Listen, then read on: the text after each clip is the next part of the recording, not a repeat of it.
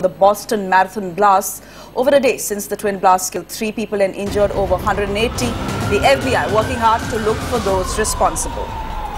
Well, the CNN reports that a Taliban or an Al-Qaeda hand has been ruled out, and the FBI made a public announcement seeking help into any clues that people could provide.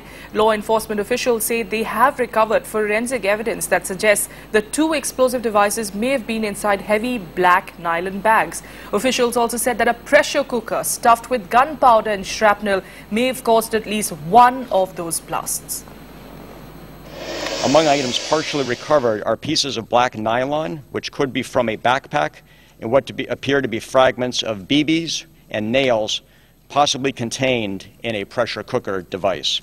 At this time, there are no claims of responsibility. The range of suspects and motives remains wide open. We are asking anyone who may have heard someone speak about the marathon or the date of April 15th in any way that indicated that he or she may target the event to call us. The FBI saying fragments of a pressure cooker were found at the scene, as well as shreds of what might be black nylon bags. That plus that new photo that we showed you a minute ago that might, and I repeat, just might, show a bag at the site of the first bomb blast. Drew Griffin and John King are with me here tonight, each working their sources as they have been over the last 24 hours. John, what are you hearing the latest on this investigation? Just got some information from a Boston law enforcement source that says in addition to the pressure cooker, they say it's just undeniable. They have a twisted top of a pressure cooker. They believe it's about 6-liter capacity. They believe it's 2 identical devices or very similar devices. But I'm also told a partial circuit board was recovered in the same area among the debris. That also has been sent to Quantico. The suspicion, and they need to send this down to confirm it, but the suspicion is it was somehow part of the circuit board was used as part of the detonation. And now this all goes off to Quantico.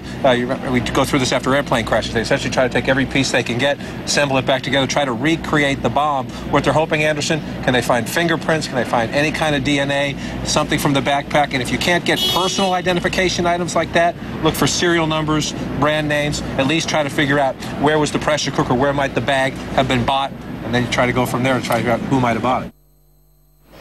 Meanwhile, tributes continue to pour in for the victims. A candlelight vigil is on in Boston. And the most heartbreaking of all those stories is that of Martin Richard, the 8-year-old who was killed while watching his father run at the marathon. Pictures of him, like several of them that we've been seeing, have been circulating all over social media and TV channels. His mother, in fact, has had to undergo brain surgery while his sister lost her leg. Nearly 90 others are still being treated in hospitals. 13 people had to go under amputations. And President Obama will be in Boston on Thursday to attend an interfaith service. CNN's Zain Asher is joining us now from Boston with the latest on investigations. We can now put names and faces to 2 of those killed in the Boston bombings. Crystal Campbell of Massachusetts. She had a heart of gold. She was always smiling and friendly. I couldn't ask for a better daughter. And 8-year-old Martin Richard, who's seen in a Facebook photo holding a sign that reads, "No more hurting people, peace."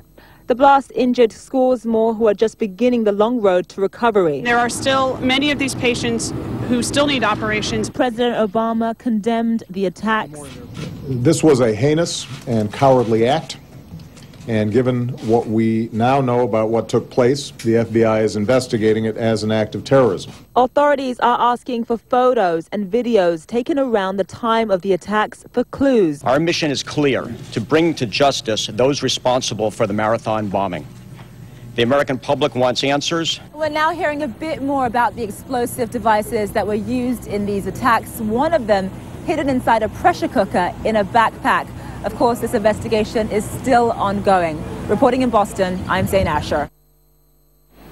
Well, we've also been trying to get you Indian voices from Boston, and here's student Shilpa Gupta talking about how the city's calm was shattered by the blasts. Boston is a very peaceful city. It's full of students and young professionals. It's a vibrant city with lots of sports and festivals and activities going on, but it's also peaceful and friendly. Never such things going on. Life goes on as it is, but I'm definitely sad about what happened, and it kind of brought the realization of no one's immune. It is the day after, and CNN IBN's Urmi Sahani is now joining us from Boston with the latest. I'm currently trying to go through various newspapers of the city, trying to get a hang of where it stands after these attacks. To say the least, the coverage is wholesome. It has covered everything from the first responders to the reactions of people who were there to human interest stories that will warm your heart. I'm right now reading the New York Post, and while it talks about the Saudi Arabian national that has been detained to question, I think just about footsteps from here, in a hospital, a very heavily guarded hospital, to the responders who were there and they approached the situation. How prepared can you really be to go into a situation like this in a city where nothing really ever happens?